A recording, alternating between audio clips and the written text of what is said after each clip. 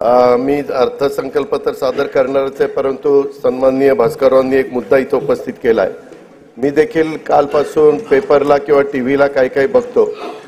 अध्यक्ष महोदय, मधल्या काळामध्ये देखील अशाच पद्धतीनं निगेटिव्ह त्याच्यामध्ये फेक नरेटिव्ह असं निर्माण करण्याचा प्रयत्न करण्यात आला. मी पण आज राज्याचा 10व्यांदा अर्थसंकल्प सादर करत आहे. त्याच्यावर अध्यक्ष महोदय, मला या गोष्टीचा थोडा बहुत अनुभव आहे. जनतेचा पाठिंबा होता, सभागृहाचा पाठिंबा होता, म्हणूनच मी ते करू शकलो, हे मी कदापि विसरू शकत नाही. परंतु अध्यक्ष महोदय, अशा प्रकारची चर्चा करणं आणि ते आधीच करणं आणि काहीतरी लोकांच्या मध्ये फेक नरेटिव्ह निर्माण करणं हे कुठेतरी अध्यक्ष महोदय थांबलं पाहिजे. याची नोंद आपण देखील त्या ठिकाणी घेतली पाहिजे, अशी मी सुरुवातीलाच आपल्याला विनंती करतो.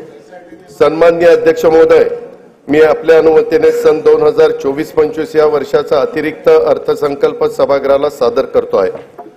उदंड पाहिले, उदंड ऐकिले, उदंड वर्णिले क्षेत्र महिमे, ऐसी चंद्रभागा ऐसे भीमा तीर, ऐसा विटेवर देव कोठे, ऐसे संत जन ऐसे हरीचे दास, ऐसा नाम घोष सांगा कोठे, तुका म्हणे आम्हा अनाथा कारणे पंढरी निर्माण केली देवे. बोला कुंडली वरते हरी विठ्ठल, श्री ज्ञानदेव तुकाराम, पंढरीनाथ महाराज की जय. अध्यक्ष महोदय, श्री संत तुकाराम महाराजांनी वर्णन केलेल्या महाराष्ट्राचा आराध्य दैवत श्री विठ्ठलाच्या दर्शनाला अवघ्या महाराष्ट्रातून वैष्णवांच्या दिंड्या निघाल्या आहेत.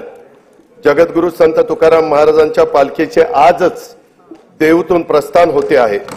ज्ञानेश्वर माऊलींची पालखी उद्या आळंदीवरून निघेल. साधारण 1000 वर्षाची परंपरा असलेल्या या वारीशी वारकरी भक्तिमार्गाशी महाराष्ट्राची नाळ जोडलेली आहे, याची जाणीव या सरकारला आहे. महाराष्ट्राची ओळख म्हणून जिची जगभर दखल घेतली जाते त्या पंढरपूरच्या वारीचा म्हणूनच आपण जागतिक वारसा नामांकनासाठी युनेस्कोकडे प्रस्ताव पाठवतो आहेत. आपल्या परंपरेची पताका खांद्यावर घेऊन जाणाऱ्या लाखो वारकऱ्यांविषयी कृतज्ञता म्हणून सरकारने या वर्षापासून प्रतिदिंडी 20,000 रुपये निधी देण्याचा निर्णय घेतला आहे.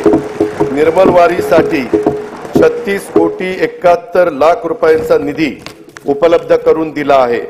मुख्यमंत्री वैद्यकीय सहाय्यता कक्षाच्या माध्यमातून देहू, आळंदी ते पंढरपूर या दोन्ही मुख्य पालखी मार्गावरील सर्व वारकऱ्यांची आरोग्य तपासणी केली जाणार आहे. आवश्यकतेनुसार मोफत औषधोपचार देखील केले जाणार आहेत. कीर्तनकार, वारकरी, भजनी मंडळ यांना सोयी सुविधा उपलब्ध करून देण्यासाठी तसेच पालखी मार्गाचे व्यवस्थापन करण्यासाठी मुख्यमंत्री वारकरी संप्रदाय महामंडळ स्थापन करण्याचा निर्णय घेण्यात आलेला आहे.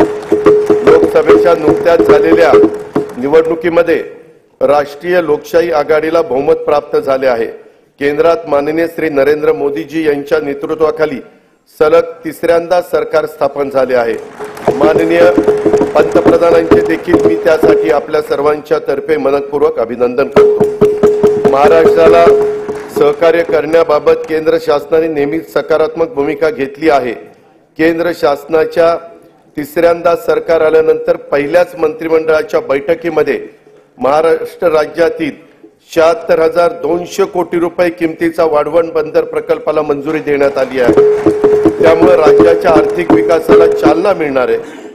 त्याद्वारे 10 लाखाहून अधिक रोजगार निर्माण होणार आहे.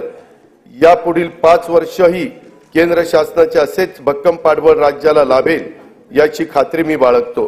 दिनांक 27 फेब्रुवारी 2024 रोजी मी सभागृहाला राज्याचा 2024-25 या आर्थिक वर्षाचा अंतरिम अर्थसंकल्प सादर केला होता. पायाभूत सुविधांवरील खर्चात वाढ करून राज्याची अर्थव्यवस्था $1 ट्रिलियन करण्याचा निर्धार त्यात व्यक्त करण्यात आला होता. रेल्वे, रस्ते, मेट्रो मार्ग, विमानतळ, बंदरे व उद्योग अशा विविध क्षेत्रातील गुंतवणुकीबाबतही मी त्यावेळी सविस्तर उल्लेख केला होता. अर्थव्यवस्थेचे आकारमान वाढल्यानंतर सरासरी दरडोई उत्पन्नात वाढ होणार आहेच, पण त्याचबरोबर राज्याच्या आर्थिक प्रगतीचे पुरेसे लाभ न होणाऱ्या घटकांच्या वैयक्तिक उत्पन्नात देखील लक्षणीय वाढ कशी होईल यासाठी प्रयत्न करणं गरजेचे आहे।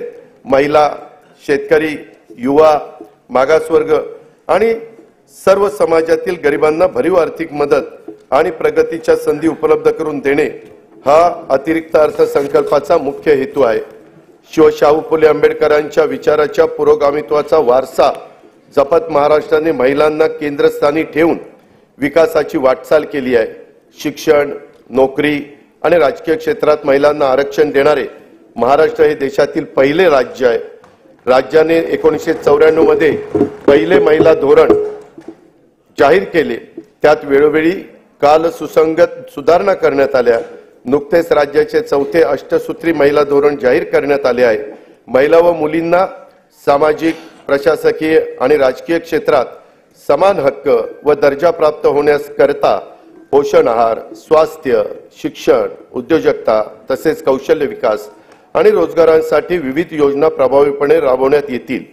मुलींचे जन्माचे स्वागत करणारी आणि तिला वय वर्ष 18 पर्यंत अर्थसहाय्य करणारी लेक लाडकी योजना, गर्भवती मातांचे आरोग्य व संस्थात्मक प्रसूतीकरता जननी सुरक्षा योजना, प्रधानमंत्री मातृवंदना योजना, बचत गटाच्या माध्यमातून ग्रामीण महिलांचे सक्षमीकरण, बस प्रवासामध्ये सवलत, महिलांच्यासाठी विशेष बस, घर खरेदीसाठी मुद्रांक शुल्कात सवलत, कौटुंबिक समस्याग्रस्त महिलांच्यासाठी शक्ती सदन योजना, नोकरी करणाऱ्या महिलांच्यासाठी व्यवसाय करातून सूट, महिला वसतिगृहे, महिला केंद्रित पर्यटन धोरण अशा विविध योजनांची प्रभावी अंमलबजावणी करण्यात येत आहे। स्त्री ही कुटुंबाचा आधार असते, आता ती एकूणच समाजाचाच केंद्रबिंदू होते आहे। कुटुंबाचं व्यवस्थापन आणि अर्थार्जन अशा दोन्ही आघाड्यांवर ती लढते आहे। एक हाती कुटुंब सांभाळणाऱ्या, कर्तबगार मुलं घडवणाऱ्या महिलाही आपल्याला पाहायला मिळतात। वेगवेगळ्या परीक्षांच्या निकालाच्या वेळी तर मुलींची आघाडी हा तर आता नियमित होऊ पाहतो आहे। अशा आपल्या कर्तृत्वान माय भगिनींना संधीची कवाडे आणखी खुली करणे, त्यांना प्रोत्साहन देणे हे सरकार म्हणून आपले कर्तव्यच आहे। म्हणून आमच्या लेकी बहिणींच्यासाठी मुख्यमंत्री माझी लाडकी बहीण योजना ही महत्वाकांक्षी आणि व्यापक योजना आज मी घोषित करत आहे।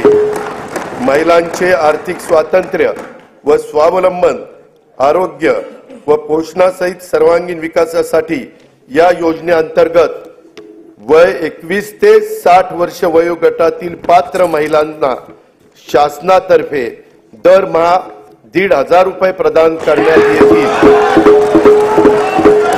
मुख्यमंत्री माझी लाडकी बहीण योजनेसाठी दरवर्षी 46,000 कोटी रुपयाचा निधी उपलब्ध करून देण्यात येईल। योजनेची अंमलबजावणी जुलै 2024 पासून करण्यात येईल। आपल्या शासनाने सन 2023-24 पासून लेक लाडकी योजना सुरू केली आहे। मुलींच्या जन्मापासून ती 18 वर्षाची होईपर्यंत तिला टप्प्याटप्प्याने एकूण 1,01,000 रुपये प्रदान करण्यात येतात। पिवळ्या आणि केशरी शिधापत्रिका धारक कुटुंबात दिनांक 1 एप्रिल 2023 रोजी किंवा त्यानंतर जन्म झालेल्या कन्येला हे अर्थसहाय्य करण्यात येतं। दिनांक 1 मे 2024 नंतर जन्माला आलेल्या व्यक्तींच्या नावाची नोंद शासकीय दस्तऐवजांच्या मध्ये त्यांचं नाव, नंतर आईचं नाव, नंतर वडिलांचं नाव आणि नंतर आडनाव या क्रमाने करण्याचं बंधनकारक देखील करण्यात आलेलं आहे। या वर्षीच्या अंतरिम अर्थसंकल्पात मी महिलांच्यासाठी स्वयंरोजगार निर्मिती तसेच सुरक्षित प्रवासासाठी पिंक ई रिक्षा योजनेची घोषणा केली होती। योजनेच्या पहिल्या टप्प्यात राज्यातील 17 शहरात 10,000 महिलांना रिक्षा खरेदीसाठी अर्थसहाय्य करण्यात येईल। या योजनेच्या करता 80 कोटी रुपयांचा निधी उपलब्ध करून देण्यात येईल। शुभमंगल सामूहिक नोंदणीकृत विवाह योजनेत लाभार्थी मुलींना देण्यात येणारे अनुदान पहिलं 10,000 रुपये होतं, आता ते 10,000 रुपयावरून 25,000 रुपये करण्यात आले आहे। राज्यातील सर्व आरोग्य उपकेंद्रात स्तन, गर्भाशय, मुखाच्या कर्करोग तपासणीसाठी उपकरणे व साहित्य उपलब्ध करून देण्यात येईल। त्यासाठी 78 कोटी रुपये निधीची तरतूद करण्यात येईल। रुग्णांची विशेषतः आमच्या गरोदर माता व बालकांची आरोग्य संस्थेत मोफत ने-आण करण्यासाठी 3324 रुग्णवाहिका कार्यरत आहेत। त्यातील जुन्या रुग्णवाहिकांच्या जागी नव्या रुग्णवाहिका उपलब्ध करून देण्यात येतील। महिलांची पाण्यासाठी होणारी पायपीट थांबवण्यासाठी हर घर नल हर घर जल संकल्पनेअंतर्गत जल जीवन मिशन कार्यक्रमातून ग्रामीण भागातून 1,25,66,986 घरांना न जोडणी देण्यात आली आहे। राहिलेल्या 21,04,932 घरांसाठीचे काम प्रगतीपथावर आहे। स्वयंपाकांच्यासाठी वापरल्या जाणाऱ्या इंधनाचा आणि महिलांच्या आरोग्याचा फार जवळचा संबंध असतो। महिलांच्या आरोग्याच्या नेहमीच तक्रारी कमी करायच्या असतील तर त्यांना स्वच्छ इंधन पुरवणं ही आपली जबाबदारी आहे। LPG गॅसचा वापर त्या दृष्टीने सर्वात सुरक्षित असल्याने या इंधनाचा वापर वाढवला पाहिजे। गॅस सिलेंडर प्रत्येक घराला परवडेल यासाठी प्रत्येक पात्र कुटुंबाला वर्षाला 3 गॅस सिलेंडर मोफत देणारी मुख्यमंत्री अन्नपूर्णा योजना मी आज जाहीर करत आहे। ही योजना पर्यावरण संरक्षणाला सहाय्यभूत ठरेल आणि 52,16,412 लाभार्थी कुटुंबांना या योजनेचा लाभ देण्यात येईल। अंगणवाडी सेविका, मदतनीस व मिनी अंगणवाडी सेविका यांना सध्या सेवानिवृत्ती, मृत्यू, राजीनामा इत्यादी प्रकरणी 1 लाख रुपयांपर्यंतचा लाभ देण्यात येत आहे। महाराष्ट्र राज्य ग्रामीण जीवनोन्नती अभियानाअंतर्गत 6,48,000 महिला बचत गट कार्यरत असून ही संख्या 7 लाख करण्यात येणार आहे। बचत गटाच्या फिरच्या निधीच्या रकमेत 15,000 वरून 30,000 रुपये वाढ करण्यात आली आहे। उल्वे, नवी मुंबई येथे युनिटी मॉल बांधण्यात येत असून त्यातून महिला बचत गट व कारागिरांना उत्पादनाच्या प्रदर्शन व विक्रीसाठी हक्काचे व्यासपीठ उपलब्ध होईल।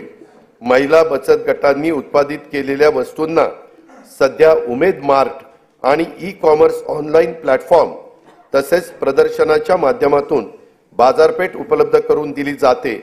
याद्वारे आतापर्यंत 15 लाख महिला ह्या लखपती दीदी होण्याचा मान मिळाला असून या वर्षात 25 लाख महिलांना लखपती करण्याचं उद्दिष्ट शासनाने ठरवलेलं आहे। महिला लघु उद्योजकांसाठी या आर्थिक वर्षापासून पुण्यश्लोक अहिल्यादेवी होळकर महिला स्टार्टअप योजना सुरू करण्यात येणार आहे। स्टार्टअपच्या अनुषंगाने अखिल भारतीय स्तरावरील महासंमेलन राज्यात आयोजित करण्यात येईल। पर्यटन क्षेत्रातील महिला लघु उद्योजकांनी 15 लाख रुपयांपर्यंत घेतलेल्या कर्जावरील व्याजाचा परतावा शासनाकडून करण्यासाठी आई योजना सुरू करण्यात आली आहे। त्यातून 10,000 रोजगार निर्माण होणार आहे। महिला व बालकांविरुद्धच्या अत्याचाराचे खटले देखील चालवण्यासाठी 100 विशेष जलदगती न्यायालयांना आवश्यक तो निधी राज्य शासन उपलब्ध करून देत आहे। राज्यामधील व्यावसायिक शिक्षणामध्ये मुलींचं प्रमाण वाढवण्यास शासन कटिबद्ध आहे।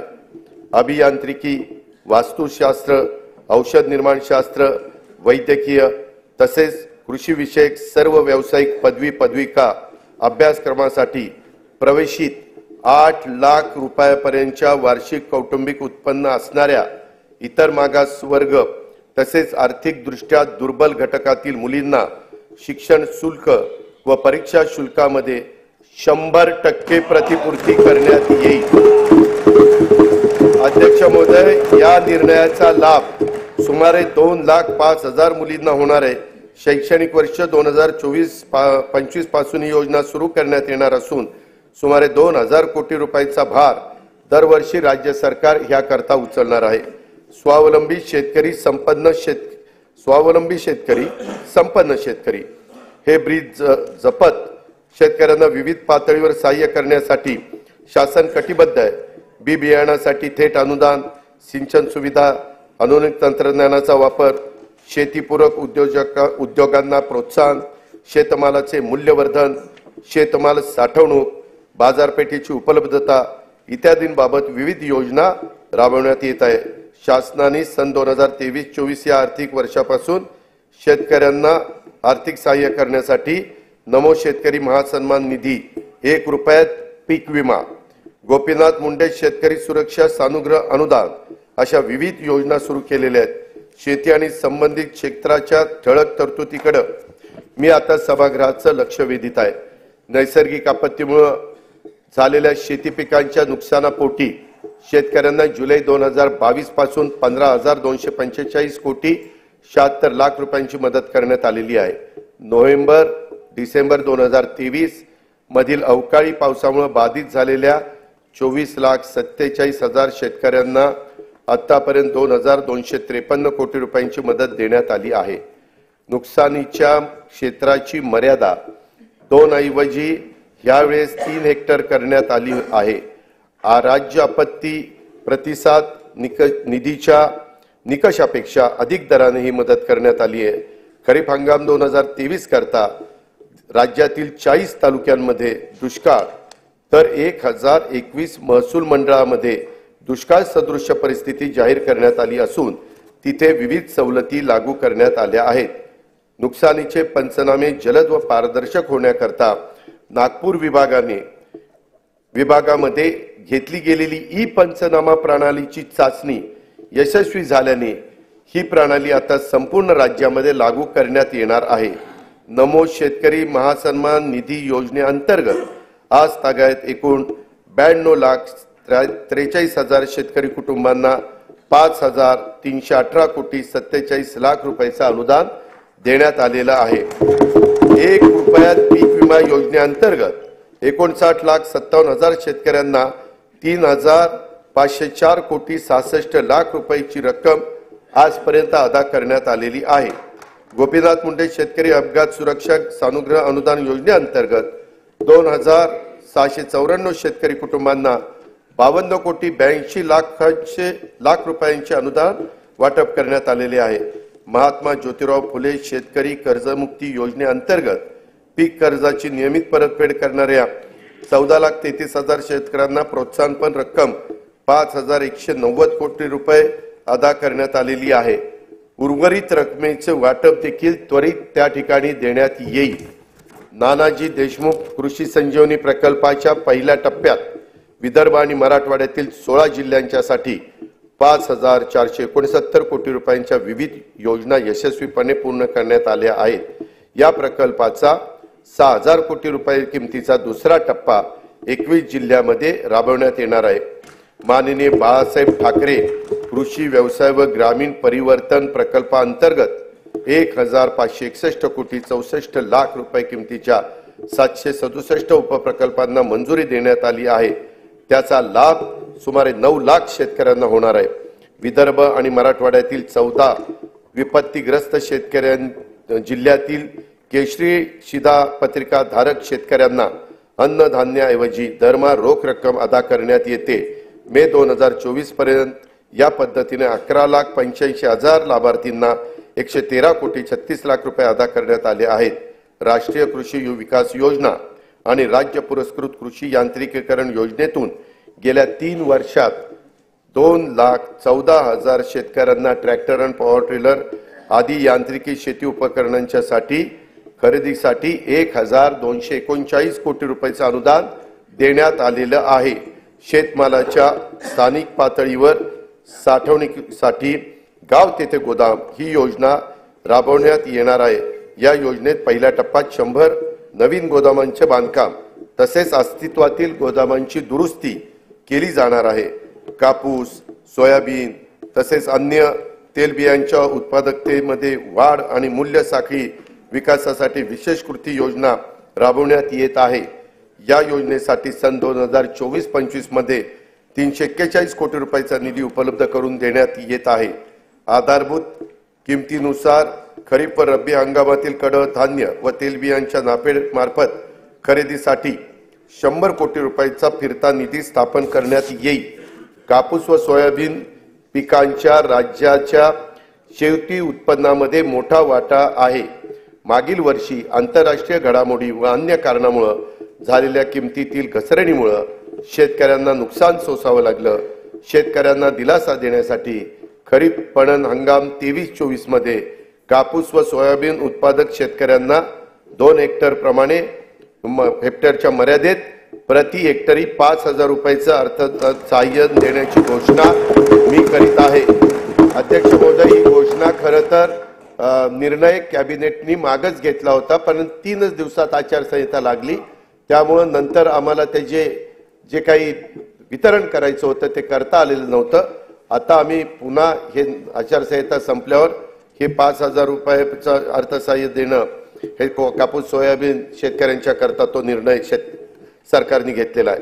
कांदा उत्पादक शेतकऱ्यांना अर्थसहाय्य करण्यासाठी सन 2023-24 या वित्तीय वर्षात 350 रुपये प्रति क्विंटल प्रमाणे 851,66,00,000 रुपये अनुदान देण्यात आलं आहे।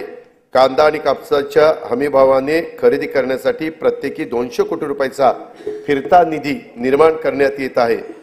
खरीप पणन हंगाम 2023-24 मध्ये 6 लाख धान उत्पादक शेतकऱ्यांना प्रति हेक्टरी 20,000 रुपयाप्रमाणे 1,350 कोटी रुपये प्रोत्साहन रक्कम प्रदान करण्यात आली आहे। शासकीय नवीन दुग्ध व्यवसाय उद्योजकता प्रकल्प सुरू करणार आहे।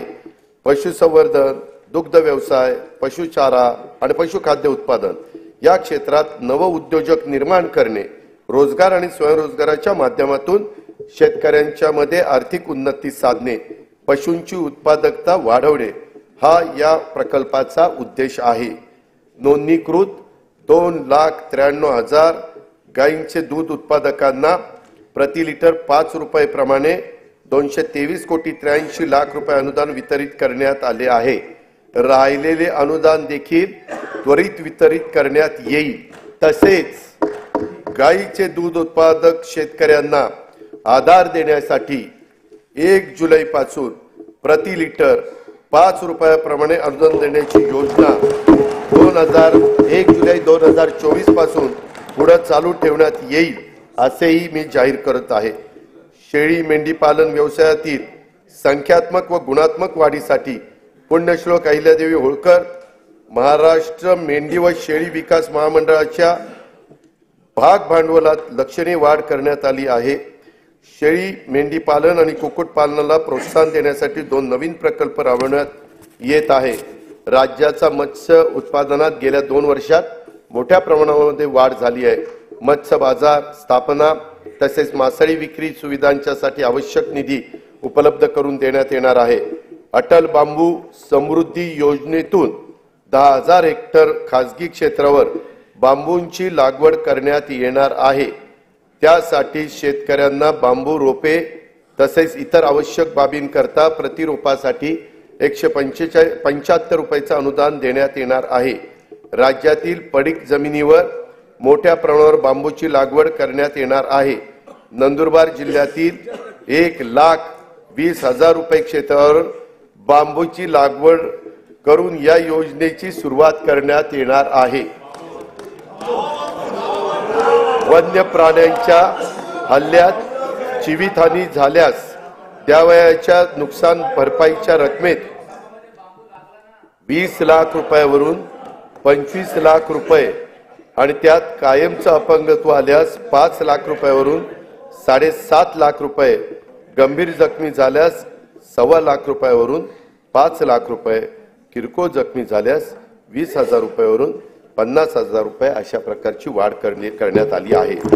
शेती पिकाच्या नुकसान भरपाई करता देय रकमेत कमाल मर्यादेत पहिली 25,000 रुपये होती, ती आता आम्ही 50,000 रुपये वाढ करतोय।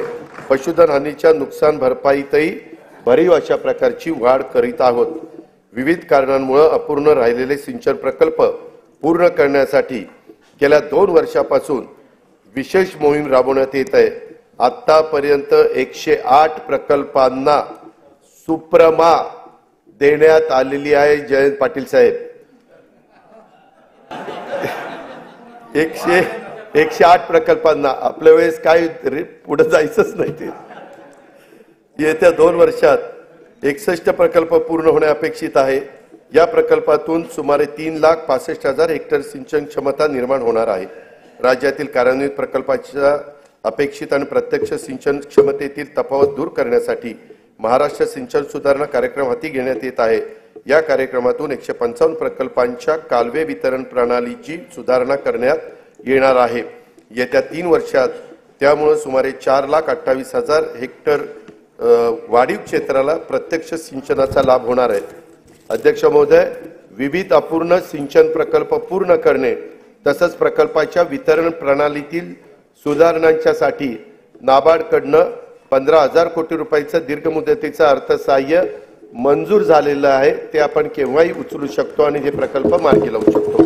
उपसा सिंचन योजनांना वापरल्या जाणाऱ्या विजेचा खर्च कमी करणं तसंच शाश्वत वीज पुरवठ्यासाठी म्हैसाळ जिल्हा सांगली तसेच येथे पथदर्शी सौर ऊर्जा प्रकल्प राबवण्यात येणार आहे।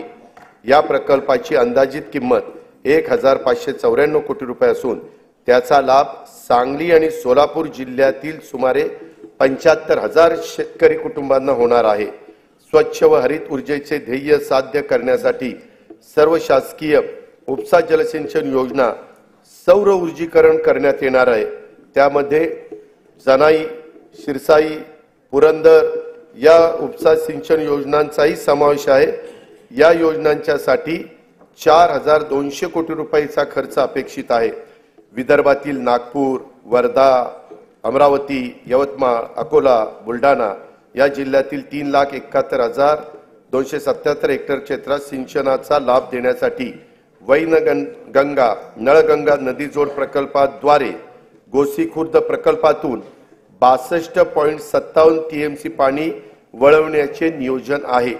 कोल्हापूर आणि सांगली जिल्ह्यातील पुरामुळे होणारी जीवित व वित्तहानी टाळावी आणि अतिरिक्त पाणी दुष्काळग्रस्त भागात वळवता यावे यासाठी जागतिक बँकेच्या सहाय्याने 3,200 कोटी रुपये किमतीचा महाराष्ट्राचा प्रतिसादक्षम विकास कार्यक्रम राबवण्यात येणार आहे।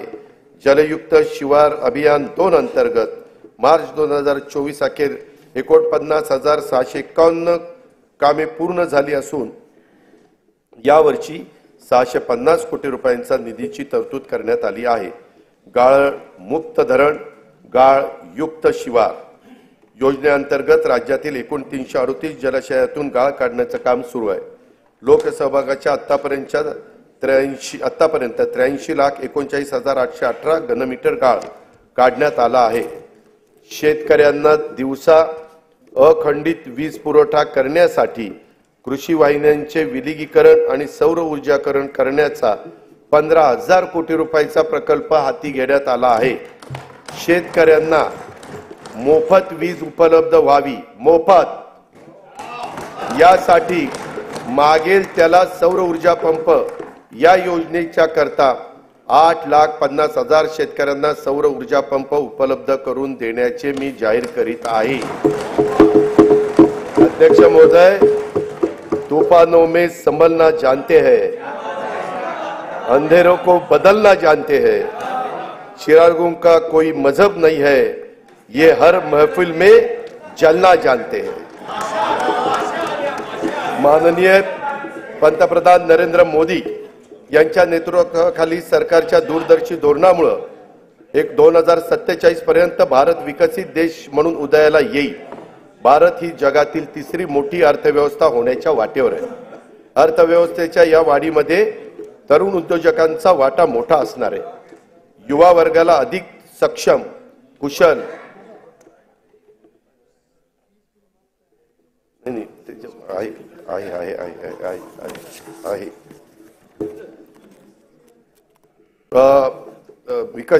भारत ही जगातील 3री मोठी अर्थव्यवस्था होण्याच्या वाटेवर आहे। अर्थव्यवस्थेच्या या वाढीमध्ये तरुण उद्योजकांना वाटा मोठा असणार आहे। युवा वर्गाला अधिक सक्षम व कुशल आणि तंत्रस्नेही करण्यासाठी कौशल्य उद्योजकता विकासाच्या तसेच आर्थिक पाठबळ देण्याबाबत योजना सुरू आहेत। त्या अधिक परिणामकारक राबवण्याचा तसेच नवीन योजना सुरू करण्याचा शासनाचा मानस आहे। मी आता युवा वर्गासाठीच्या योजनांच्याकडे सभागृहाचं लक्ष वेधतो।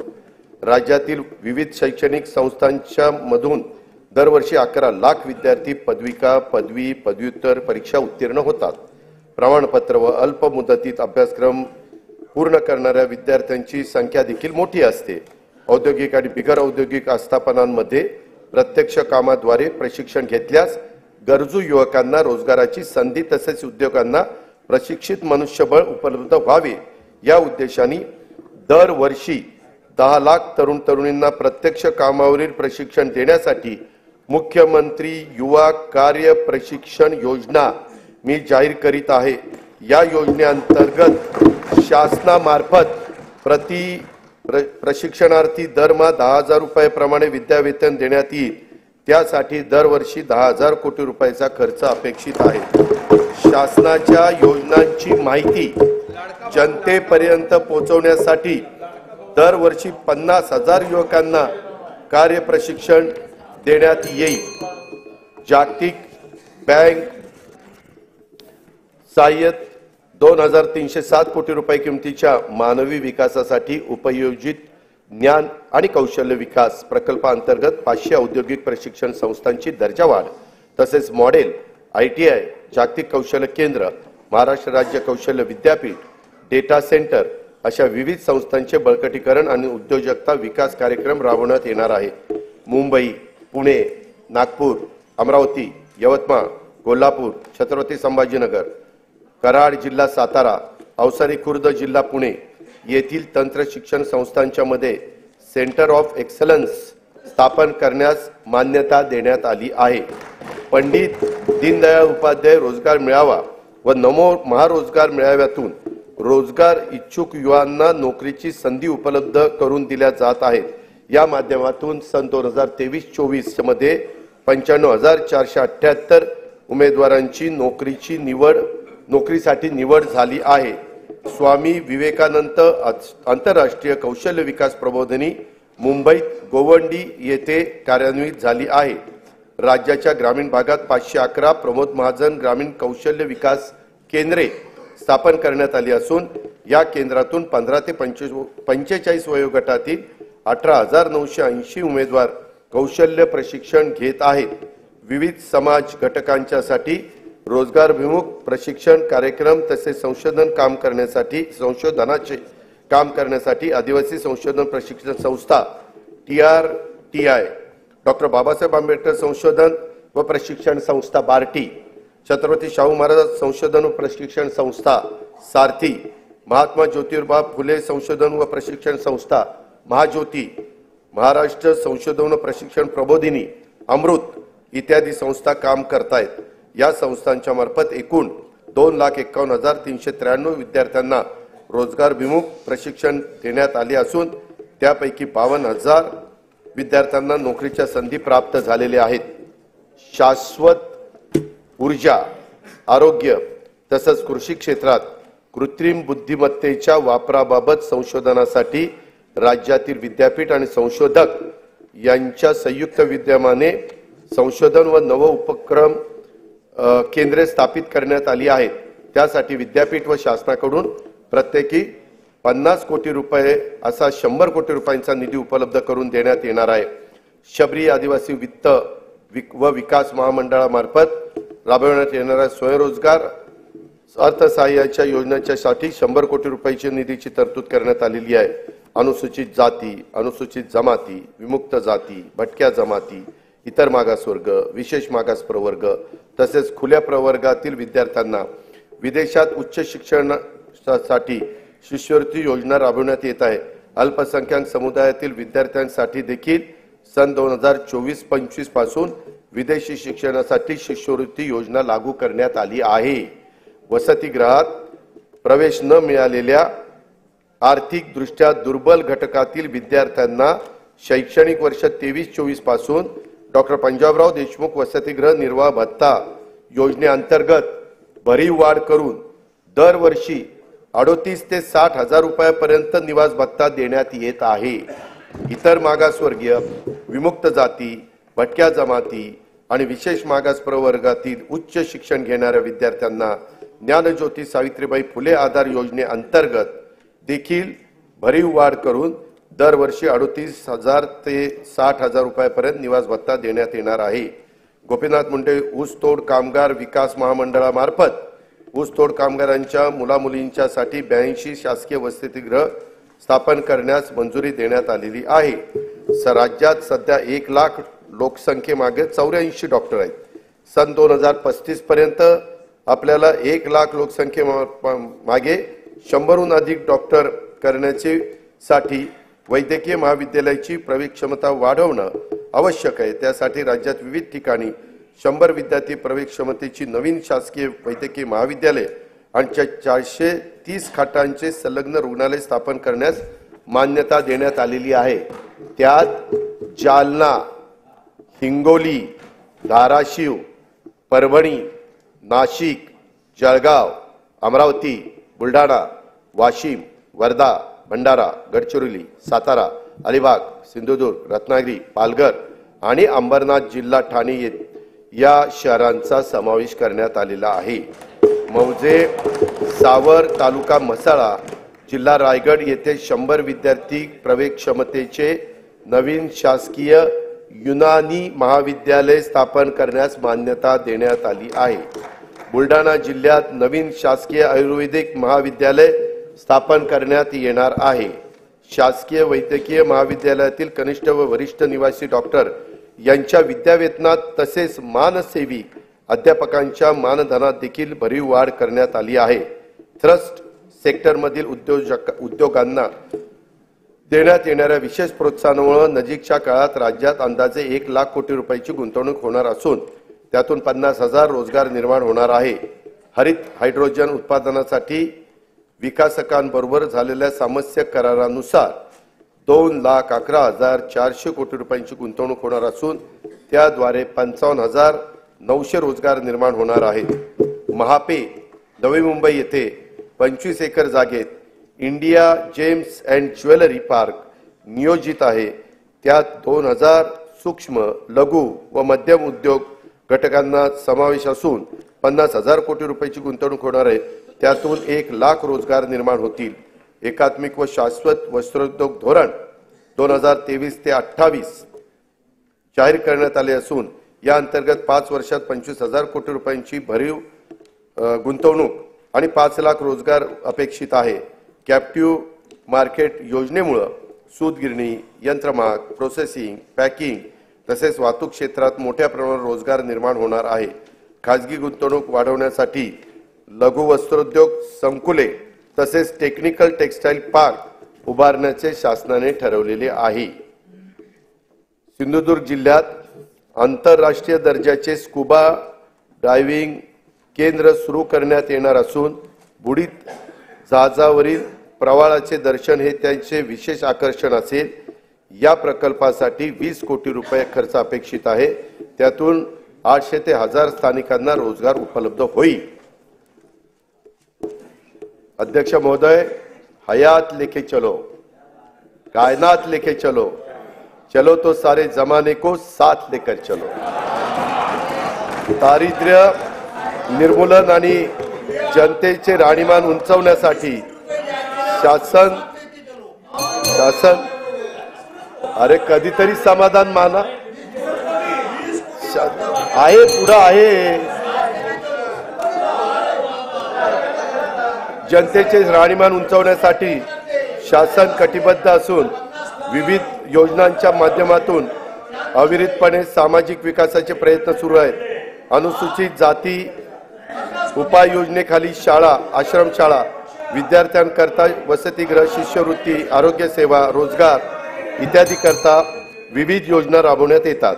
आदिवासी विकास उपाय योजनेअंतर्गत बालकांच्या पोषणामध्ये वाढ करण्यासाठी भारतरत्न डॉक्टर APJ अब्दुल कलाम अमृत आहार योजना, शासकीय आश्रमशाळांमध्ये विज्ञान केंद्राची उभारणी करण्यासाठी नमो आदिवासी स्मार्ट शाळा अभियान, वसतिगृहात प्रवेश न मिळालेल्या विद्यार्थ्यांना उच्च शिक्षणासाठी पंडित दीनदयाळ उपाध्याय स्वयं योजना, वस्त्यांना पायाभूत सुविधा उपलब्ध करून देण्यासाठी ठक्कर बाप्पा आदिवासी विकास योजना आदी योजनांच्या माध्यमातून पुरेसा निधी उपलब्ध करून देण्यात येत आहे. इतर मागास वर्ग, विमुक्त जाती, भटक्या जमाती, विशेष मागास प्रवर्गातील घटकांना उन्नती करता विविध योजना राबवण्यात येतात. या प्रवर्गातील विद्यार्थ्यांच्या करता आश्रमशाळा, ऊसतोड कामगारांच्या मुलांच्यासाठी आश्रमशाळा, विद्यानिकेतन, धनगर समाजासाठीच्या विविध योजना क्रांती ज्योती सावित्रीबाई फुले शिष्यवृत्ती योजना, डॉक्टर पंजाबराव देशमुख वसतिगृह योजना, तांडा वस्ती मुक्त वसाहत योजना इत्यादी योजनांच्या माध्यमातून पुरेसा निधी उपलब्ध करून देण्यात येत आहे। राज्यातील सर्व बौद्ध, जैन, शीख, पारसी, ख्रिश्चन व मुस्लिम या अल्पसंख्याक समुदायातील घटकांच्या विकासाकरता हे सरकार वचनबद्ध आहे। सामाजिक व आर्थिक दृष्ट्या दुर्बल घटकांच्यासाठी असलेल्या योजना परिणामकारक राबवणे, नवीन योजना, विशेष योजना आखणे आणि त्यासाठी पुरेसा आर्थिक तरतूद करणे या धोरणातून सर्व स्वरूपातील सार्वत्रिक दारिद्र्य नाहीसे करणे हे शाश्वत विकास ध्येय साध्य करण्याचा आमचा निश्चय आहे। त्या दृष्टीने महत्त्वाच्या योजना मी सभागृहावर सादर करीत आहे। संजय गांधी निराधार योजना आणि श्रावणबाळ सेवा राज्य निवृत्ती योजनेतून आर्थिक दुर्बल घटकातील निराधार, विधवा आणि दिव्यांग वृद्ध नागरिकांना दरमहा अर्थसहाय्य देण्यात येते। या अर्थसहाय्यात 1000 रुपयावरून 1500 रुपये अशी वाढ करण्यात आली आहे। सन 2023-24 मध्ये 45,60,000 लाभार्थींना या योजनेतून 7,145 कोटी रुपयांचं वाटप देखील करण्यात आलं आहे। महिला आर्थिक विकास महामंडळ, महाराष्ट्र राज्य इतर मागासवर्ग वित्त विकास महामंडळ, वसंतराव नाईक विमुक्त जाती व भटक्या जमाती विकास महामंडळ, महात्मा फुले मागासवर्गीय विकास महामंडळ, साहित्यरत्न लोकशाहीर अण्णाभाऊ साठे विकास महामंडळ, संत रोहिदास चर्मोद्योग व चर्मकार विकास महामंडळ, शबरी आदिवासी वित्त विकास महामंडळ, महाराष्ट्र राज्य सरकारी आदिवासी विकास महामंडळ, पुण्यश्लोक अहिल्यादेवी महाराष्ट्र मेंढी व शेळी विकास महामंडळ, अण्णासाहेब पाटील आर्थिक विकास महामंडळ, शामराव पेजे आर्थिक विकास महामंडळ, संत शिरोमणी गोरोबा काका महाराष्ट्र माती कला मंडळ, महाराष्ट्र राज्य ऑटो रिक्षा व टॅक्सी चालक मालक कल्याणकारी महामंडळ, मौलाना आझाद अल्पसंख्याक आर्थिक विकास महामंडळ अशा विविध महामंडळाच्या माध्यमातून विविध समाज घटकांना उन्नती करता योजना राबवण्यात येत आहे। वसंतराव नाईक विमुक्त जाती व भटक्या जमाती विकास महामंडळांतर्गत राजे उमाजी नाईक आर्थिक विकास महामंडळ आणि पैलवान कैलासवासी मारुती चव्हाण वडार आर्थिक विकास मंडळ नव्याने निर्माण करण्यात आलेले आहे। महाराष्ट्र राज्य इतर मागासवर्गीय वित्त विकास महामंडळांतर्गत संत काशीबा गुरव युवा आर्थिक विकास महामंडळ, जगज्योती महात्मा बसवेश्वर आर्थिक विकास महामंडळ, संत सेनाजी महाराज केश शिल्पी महामंडळ नव्याने निर्माण करण्यात आलेले आहे। पानपिंपरी आणि मुसळीचे उत्पादन करणाऱ्या बारी समाजाच्या आर्थिक, सामाजिक आणि शैक्षणिक विकासासाठी संत श्री रूपलाल महाराज आर्थिक विकास महामंडळाची स्थापना करण्यात येणार आहे। नव्याने निर्माण करण्यात आलेल्या तसेच कार्यरत महामंडळाच्या निधीची पुरेशी तरतूद त्या ठिकाणी करण्यात येईल। 15 डिसेंबर 2022 पासून दिव्यांग कल्याण विभागाचे कामकाज सुरू झाले आहे। दिव्यांगांच्यासाठी शिक्षण, क्रीडा, कौशल्य विकास, प्रशिक्षण, रोजगार, उद्योग क्षेत्रातील विविध योजना राबवून त्यांना स्वावलंबी व सक्षम बनवण्याचे उद्दिष्ट आहे। दिव्यांग व्यक्तीचे स्वतःचे हक्काचे घर व्हावे यासाठी धर्मवीर आनंद दिघे घरकुल योजना राबवण्यात येणार असून पहिल्या टप्प्यात 34,400 घरकुल बांधण्याचे प्रस्तावित आहे। दिव्यांग व्यक्तींना दैनंदिन वापरासाठी इलेक्ट्रिक वाहनांचे वाटप करण्यात येत आहे। राज्याने याच वर्षी तृतीयपंथीयांचं बाबतचं आपले धोरण जाहीर केलं आहे। शासन आणि सार्वजनिक प्राधिकरणाकडून होणाऱ्या भरती प्रक्रियेमध्ये तसेच सर्व शासकीय योजनांच्या मध्ये स्त्री पुरुषांबरोबरच तृतीयपंथी हा लिंग पर्याय उपलब्ध करून देण्यात आला आहे। त्यामुळे तृतीयपंथी समुदायाला राज्य शासनाच्या योजनांचा लाभ घेणे आता सुलभ होणार आहे।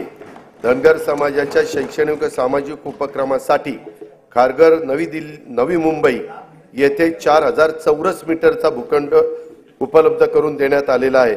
महाराष्ट्र घरेलू कामगार कल्याण महामंडळामार्फत नोंदणीकृत घरेलू कामगारांच्यासाठी विविध कल्याणकारी योजना राबवण्यात येत आहे। मौलाना आझाद अल्पसंख्याक आर्थिक विकास महामंडळ राबवण्यात येणाऱ्या योजनांच्या करता अधिक निधी उपलब्ध करून देण्यासाठी कर्जावरील शासन हमीची मर्यादा 30 कोटीवरून 500 कोटी रुपये करण्यात आली आहे। महात्मा ज्योतिराव फुले जन आरोग्य योजना राज्यातील सर्व कुटुंबांना लागू करण्यात आली आहे। आरोग्य विमा संरक्षणाची रक्कम प्रति कुटुंब 1,50,000 वरून आता 5 लाख रुपये करण्यात आली आहे। आतापर्यंत 1000 रुग्णालयामध्ये उपचाराची सोय होती, त्याच्यात आता 900 रुग्णालयांची भर पडणार असून योजनेअंतर्गत 1356 प्रकारचे उपचार उपलब्ध झाले आहेत। सार्वजनिक आरोग्य विभागाच्या रुग्णालयामध्ये तपासण्या, चाचण्या आणि उपचार मोफत करण्यात येतात।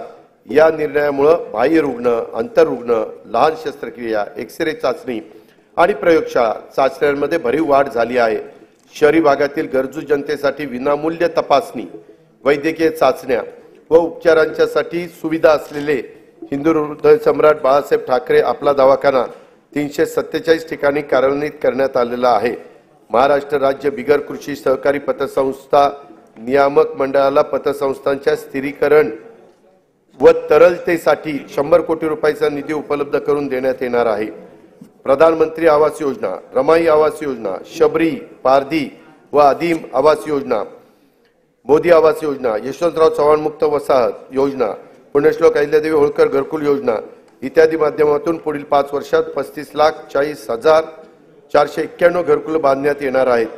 सन 2024-25 मध्ये विविध घरकुल योजनांच्या करता 7,425 कोटी रुपयांची तरतूद करण्यात आलेली आहे। बृहन्मुंबई महानगरपालिका क्षेत्रातील गिरणी कामगारांना 12,954 सदनिका वितरित करण्यात केल्या असून उर्वरित सदनिका उपलब्ध करून देण्याचे नियोजन करण्यात आलेले आहे। चालूच आहे, कामच चालूच आहे। सन 2024-25 साठी स्वच्छ भारत अभियान ग्रामीणचा दुसऱ्या टप्प्यासाठी 1,886 कोटी 86 लाख निधीची तरतूद करण्यात आलेली आहे। राज्यातील अंगणवाडी कर्मचारी, आशा वर्कर, कोतवाल, पोलीस पाटील, ग्रामीण जीवनोन्नती अभियानातील संसाधन व्यक्ती यांच्या मानधनात भरीव वाढ करण्यात आलेली आहे। आता मी अर्थसंकल्पातील पायाभूत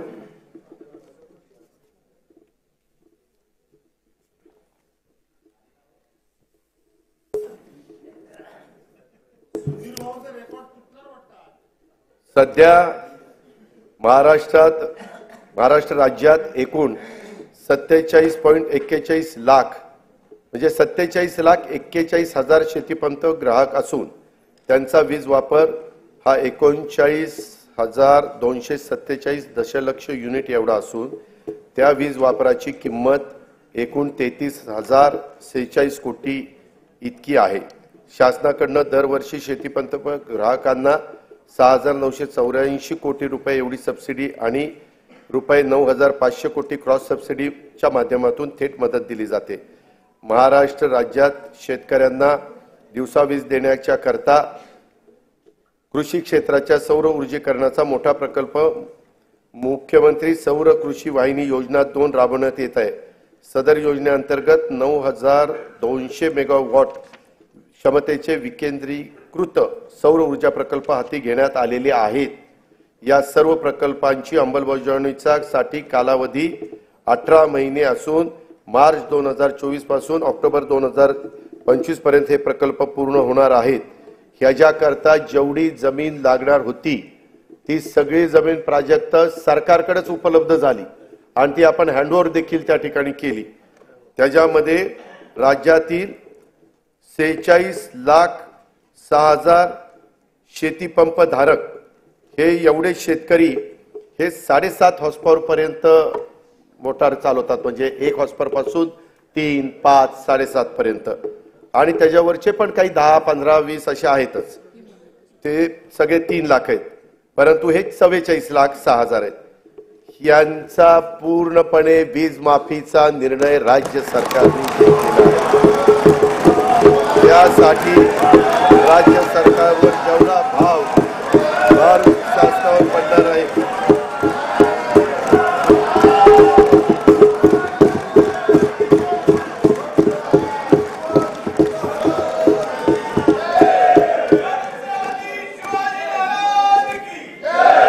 आता मी अर्थसंकल्पातील पायाभूत सुविधा आणि अन्य महत्त्वाच्या सभागृहाचे लक्ष वेधतो।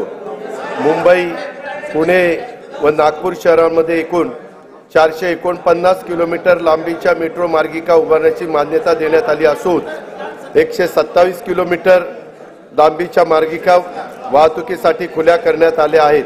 तसेच या आर्थिक वर्षात आणखी 37 किलोमीटर लांबीच्या मार्गिका वाहतुकीसाठी खुल्या करण्यात येणार आहे। शिवडी नावाशेवा प्रकल्पांतर्गत शिवडी वरळी जोड रस्त्यांचे 57% काम झाले असून डिसेंबर 2025 अखेर या प्रकल्पाचे काम पूर्ण करण्यात येणार आहे। बाळकुम येथे गायमुख या नियोजित ठाणे किनारी मार्गाची लांबी 13.45 किलोमीटर असून सुमारे 3,364 कोटी रुपये किमतीचे हे काम मे 2028 पर्यंत पूर्ण होणे अपेक्षित आहे। स्वराज्य रक्षक छत्रपती संभाजी महाराज मुंबई किनारी मार्गाचे बहुतांशी काम पूर्ण झाले असून दोन्ही मार्गिका अंशतः खुल्या करण्यात आल्या आहेत। प्रधानमंत्री ग्राम सडक योजनेच्या तिसऱ्या टप्प्यात सुमारे 6,500 किलोमीटर लांबीच्या रस्ते सुधारणांचे उद्दिष्ट आहे। सद्यस्थितीत 2,303 किलोमीटर लांबीच्या रस्त्याचे काम पूर्ण झाले असून उर्वरित कामे प्रगतीपथावर आहेत। मुख्यमंत्री ग्राम सडक योजनेच्या तिसऱ्या टप्प्यात 23,000 किलोमीटर लांबीच्या रस्त्यांची कामे आगामी 3 वर्षात पूर्ण करण्यात येणार आहेत। भगवान बिरसा मुंडा जोड रस्ते योजनेसाठी 1,400 कोटी रुपयाची तरतूद करण्यात आलेली आहे। संत सेवालाल महाराज जोड रस्ता योजना तसेच यशवंतराव होळकर जोड रस्ते योजनेची अंमलबजावणी लवकरच सुरू करण्यात येत आहे। परिवहन सेवेमध्ये सुधारणा तसेच हवेतील प्रदूषण कमी करण्यासाठी 19 महानगरपालिकांमध्ये पीएमई बस सेवा योजना राबवण्यात येणार आहे। इलेक्ट्रिक बसेस उपलब्ध करणे, बस आगारे आणि विद्युत पायाभूत सुविधा उभारणी आदी बाबींचा या योजनेमध्ये समावेश आहे। अग्निशमन सेवाचा विस्तार आणि आधुनिकीकरण करण्यासाठी 615 कोटी रुपयाची योजना राबवण्यात येणार आहे। ही योजना ड वर्ग महानगरपालिका सर्व नगर परिषदा व नगरपंचायतीमध्ये राबवण्यात येईल। धर्मादाय आयुक्तांच्या अधिपत्याखाली कार्यालयाचा मुंबई, नंदुरबार, नांदेड, वर्धा, अमरावती, कोल्हापूर येथील इमारतींच्या बांधकामासाठी अस्तित्वातील इमारतींचे नूतनीकरण करण्यासाठी 125 कोटी रुपयाचा निधी उपलब्ध करून दिला जाणार आहे। माननीय बाळासाहेब ठाकरे स्मृती मातोश्री ग्रामपंचायत बांधणी योजनेअंतर्गत 2,567 ग्रामपंचायत कार्यालयाच्या बांधकामांना मान्यता देण्यात आली आहे। शिवकालीन 12 किल्ल्यांना जागतिक वारसा नामांकन प्राप्त व्हावे म्हणून युनेस्कोकडे प्रस्ताव पाठवण्यात आला आहे। कोकणातील कातळ शिल्पे, पंढरपूर वारी, दहीहंडी उत्सव आणि गणेशोत्सव याबाबतचे देखील प्रस्ताव पाठवण्यात येणार आहेत। शासनाकडून रायगड किल्ल्यावर शिवराज्याभिषेक सोहळा दरवर्षी साजरा करण्याचे ठरवले असून त्याचा आवश्यक तो निधी शासन उपलब्ध करून देणार आहे। वेंगुर्ला जिल्हा सिंधुदुर्ग येथे 66 कोटी रुपयाचे अंदाजित किमतीचा आंतरराष्ट्रीय दर्जाचा पाणबुडी प्रकल्प विकसित करण्यात येणार आहे। सातारा जिल्ह्यातील पश्चिम घाट परिसरातील पर्यटन स्थळाच्या विकासासाठी 381 कोटी 56 लाख रुपये किमतीचा एकात्मिक पर्यटन विकास आराखडा करण्यात आला आहे। या अंतर्गत श्री क्षेत्र महाबळेश्वर विकास, प्रतापगड किल्ला जतन व संवर्धन, सह्याद्री व्याघ्र पर्यटन आणि कोयना हेळवाक वनक्षेत्रा अंतर्गत जलपर्यटनाचा समावेश आहे। पावसाळ्यात कल्याण नगर मार्गावरील माळशेज घाटाला भेट देणाऱ्या पर्यटकांची संख्या मोठी आहे। या घाटात सर्व सोयीयुक्त अत्याधुनिक व्ह्यूइंग गॅलरी उभारण्यात येईल। नागपूर जिल्ह्यातील रामटेक हे प्रभू रामचंद्राच्या पदस्पर्शाने पावन झालेले तीर्थक्षेत्र रामटेक विकास आराखड्यासाठी पहिल्या टप्प्यात 150 कोटी रुपयाच्या कामांना मान्यता देण्यात आली असून ही कामे प्रगतीपथावर आहे। आता दुसऱ्या टप्प्यातील 211 कोटी रुपयाची कामे देखील हाती घेण्यात येणार आहेत। आध्यात्मिक गुरु तथा समाजसुधारक बाबा जुमदेवजी यांना पावड दवना तालुका मौदा जिल्हा नागपूर येथील स्मारकासाठी 77 कोटी रुपये रकमेचा विकास आराखडा तयार करण्यात येणार आहे। संत ज्ञानेश्वर महाराजांची अजरामर ज्ञानेश्वरीची जिथे रचना केली त्या नेवासा येथील मंदिर परिसराचा देखील विकास आराखडा तयार करण्यात येणार आहे। कोल्हापूर शहरातील राजाराम तलावाकाठी अत्याधुनिक आंतरराष्ट्रीय कन्व्हेन्शन सेंटर उभारण्यात येईल। त्याचा प्लॅन फार सुंदर केला आहे, तो तिथे आपण उभारणार आहोत। बीजे शासकीय वैद्यकीय महाविद्यालय पुणे येथे बहुउद्देशीय सभागृह उभारण्याकरता तसेच किसान शिक्षण प्रसारक मंडळ बोरगाव काळे तालुका जिल्हा लातूर या शैक्षणिक संस्थेला सुवर्ण महोत्सवी निमित्त भौतिक व शैक्षणिक सुविधांसाठी विकास करण्यासाठी आवश्यक निधी उपलब्ध करून देण्यात येईल। छत्रपती संभाजी महाराजांच्या पदस्पर्शाने पावन झालेल्या शिराळा जिल्हा सांगली येथे त्यांचे स्मारक उभारण्यात येईल। श्री संत रूपलाल महाराजांचे समाधीस्थळ असलेल्या अंजनगाव सुरजी जिल्हा अमरावती येथे त्यांचे स्मारक उभारण्यात येणार आहे। आदिवासी कलांचे प्रदर्शन वृद्धी आणि कलाकारांना प्रोत्साहन देण्यासाठी हदगड तालुका सुरगाणा जिल्हा नाशिक येथे कलादालन स्थापन करण्यात येणार आहे। मुंबईतील साहित्यरत्न लोकशाहीर अण्णाभाऊ साठे संशोधन व प्रशिक्षण संस्थेचे 305 कोटी रुपयाच्या आराखड्याला मान्यता देण्यात आलेली आहे। जिल्हास्तर संस्थापक क्षमता वाढवून विकासाला चालना देण्यासाठी महास्ट्राईड हा 2232 कोटी रुपये किमतीचा प्रकल्प जागतिक बँकेच्या साहाय्याने राबवण्यात येणार आहे। भारतातील शेती मुख्यतः पावसावर अवलंबून आहे याची आपल्याला जाणीव आहे। मात्र गेल्या काही वर्षात झालेल्या जागतिक वातावरणातील बदलांमुळे मोसमी हवामान तीव्र बदल होत असून त्याचे दुष्परिणाम शेतकऱ्यांना भोगावे लागत आहे। अशा अडचणीत आलेल्या राज्यातील शेतकरी बांधवांना मदतीची गरज आहे। त्यासाठी त्यांना दिलासा देण्यासाठी मुख्यमंत्री बळीराजा वीज सवलत योजना जी मी आता सांगितली ती आपण देतोय। त्याचं नाव आहे मुख्यमंत्री बळीराजा वीज सवलत योजना आणि त्याच्यामध्ये आपण जवळपास ह्या सगळ्या कामाच्या करता मोफत वीज 7.5 हॉर्सपावर पर्यंत देतोय म्हणून 14,761 कोटी रुपयाचं अनुदान स्वरूपात उपलब्ध करून देणार आहे। या अर्थसंकल्पातील विविध समाज घटकांच्यासाठी महत्त्वाकांक्षी नवीन योजना घोषित केल्या आहेत। राज्यातील सर्व योजनांचे लाभ लाभार्थ्यांच्यापर्यंत थेट पोहोचावेत यासाठी योजनांचे मूल्यमापन करून त्याचं सुसूत्रीकरण करण्यासाठी उच्चस्तरीय समिती देखील स्थापन करण्याचं ठरवण्यात आलेलं आहे। त्याच्यामुळे तिथं निधीची कुठली कमतरता कमी पडणार नाही। सन 2024-25 मध्ये जिल्हा वार्षिक योजनेअंतर्गत देखील 18,165 कोटी रुपयाचा नियतव्यय प्रस्तावित करण्यात आला आहे। हा नियतव्यय गेल्या वर्षीच्या तुलनेमध्ये 20% अधिक आहे। वार्षिक योजना 2024-25 मध्ये कार्यक्रम खर्चासाठी 1,92,000 कोटी रुपयाचा नियतव्यय प्रस्तावित करण्यात आला आहे। त्यामध्ये अनुसूचित जाती उपाय योजना 15,893 कोटी रुपये आणि आदिवासी विकास योजना 15,360 कोटी रुपये नियतव्ययाचा समावेश आहे। सन 2024-25 मध्ये एकूण खर्चासाठी 6,12,293 कोटी रुपयाचा तरतूद प्रस्तावित आहे। महसूल जमा 4,99,463 कोटी रुपये, महसुली खर्च 5,19,514 कोटी रुपये प्रस्तावित केलेला आहे। परिणामी 20,051 कोटी रुपये महसुली तूट अपेक्षित आहे। राज्याची राजकीय तूट आणि महसुली तूट राजकोषीय उत्तरदायित्व व वित्तीय व्यवस्थापन कायद्याने निश्चित केलेल्या मर्यादेच्या आत ठेवण्यात शासन यशस्वी ठरले आहे। सन 2024-25 ची राजकोषीय तूट 1,10,355 कोटी रुपये आहे। राज्याच्या आर्थिक विकासासाठी आणि समाजातील सर्व घटकांच्या कल्याणासाठी शासन सर्वतोपरी प्रयत्न करेल याची खात्री मी सभागृहाला देतो। आणि आता मी अर्थसंकल्पाचा भाग 2 कडे त्या ठिकाणी वळतो। मी आता अर्थसंकल्पाचा भाग 2 अध्यक्ष महोदय माननीय सभागृहासमोर सादर करीत आहे। सन 2023-24 या आर्थिक वर्षासाठी राज्याचा स्वतःचा कर महसुलाचा सुधारित अंदाज 3,26,397 कोटी रुपये आहे। सन 2024-25 या आर्थिक वर्षाचा स्वतःच्या कर महसुलाचे अर्थसंकल्पीय उद्दिष्ट 3,43,040 कोटी रुपये इतके एवढे निश्चित करण्यात आले आहे। सर्वसामान्य नागरिकांना तसेच उद्योग व व्यापार केंद्राला दिलासा मिळावा म्हणून राज्यभर पेट्रोल व डिझेल वरील मूल्यवर्धित करात समानता आणण्यासाठी आवश्यकता होती आहे। त्या दृष्टीने बृहन्मुंबई, ठाणे व नवी मुंबई या महानगरपालिका क्षेत्रातील डिझेलवरील सध्याचा कर 24% वरून 21% करण्याचे प्रस्तावित आहे। तसेच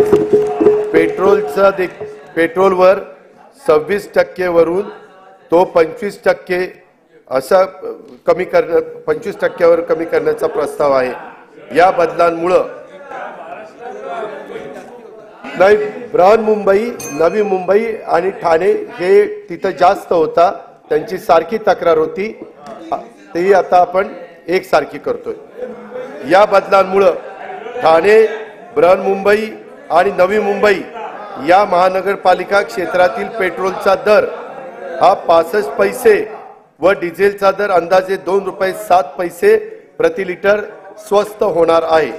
केंद्रीय सशस्त्र पोलीस दलामध्ये 7 सशस्त्र सेना दल कार्यरत असून त्यापैकी सीमा सुरक्षा दल व केंद्रीय राखीव पोलीस दल यातील सशस्त्र जवानांना व्यवसाय कर भरण्यापासून सूट देण्यात आली आहे। आता उर्वरित 5 दलातील म्हणजेच आसाम रायफल्स, केंद्रीय औद्योगिक सुरक्षा दल, भारत तिबेट सीमा पोलीस दल, राष्ट्रीय सुरक्षा रक्षक व सशस्त्र सीमा दलातील राष्ट्रीय कर्तव्य बजावणाऱ्या सशस्त्र जवानांना व्यवसाय कर भरण्यापासून सूट देण्याबाबत मी प्रस्तावित करीत आहे। याचा लाभ अंदाजे 12,000 जवानांना होणार आहे। नोंदणी झालेल्या दस्तास कमी मुद्रांक शुल्क भरल्याचे निष्पन्न झाल्यास मुद्रांक शुल्काच्या फरकाच्या रकमेवर दस्त निष्पादित केल्याच्या तारखेपासून आकारण्यात येणारी दंडाची रक्कम ही 2% दरमहा होती, ती आता अध्यक्ष महोदय आपण 1% दरमहा करण्याचा निर्णय घेण्यात आलेला आहे। म्हणजे त्याच्यामध्ये 24% वर्षाला होती, ती आता 12% करण्यात आली। बऱ्याच जणांची तशी मागणी होती। मुद्रांक शुल्क परताव्यासाठी ऑनलाईन पद्धतीने अर्ज करता येईल। अर्ज करण्याची कालमर्यादा मुद्रांक खरेदी केल्यापासून 6 महिन्याऐवजी 1 वर्ष करण्यात येईल। वरील प्रस्तावांना सन्माननीय सदस्यांचा पाठिंबा मिळेल असा विश्वास मी इथं व्यक्त करतो। अध्यक्ष महोदय, आतापर्यंत मी या राज्याचा 10 वेळेला जनतेचा अर्थसंकल्प मांडण्याची संधी मला मिळाली। निंदी कोणी मारी, वंदी कोणी पूजा करी, मज हेही नाही तेही नाही, वेगळा दोन्हीपासूनही या न्यायाने केलेल्या कामाची पावती आहे असे मी मानतो। तुका म्हणे मज घडो त्यांची सेवा, तरी माझ्या दैवा पार नाही, अशी तुकोबारायाच्या भाषेत प्रार्थना करून मी आपली रजा घेतो। जय हिंद, जय महाराष्ट्र।